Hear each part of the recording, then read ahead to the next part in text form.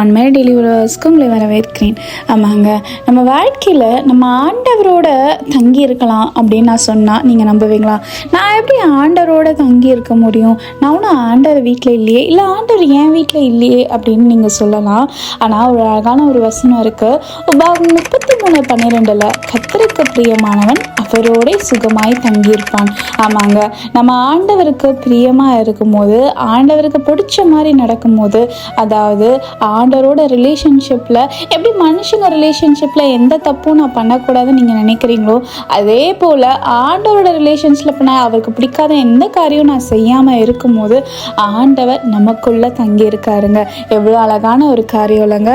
இதுதானே நம்ம வாழ்க்கையில் தினம் தினம் நம்ம விரும்புகிறோம். இனி நம்ம வாழ்க்கையில் ஆண்டவர்கிட்ட கேட்போம், ஆண்டவரே என்னை பரிசுத்தப்படுத்துங்க, என்னை சுத்திகரிங்க ராஜா, நீங்கள் என்னுடைய இருதயத்தில் தங்கிருங்க அப்படின்னு சொல்லலாமா? நீங்கள் ஆசிரியக்கூடாது தேவனுடைய ஆசிரியராகாமே.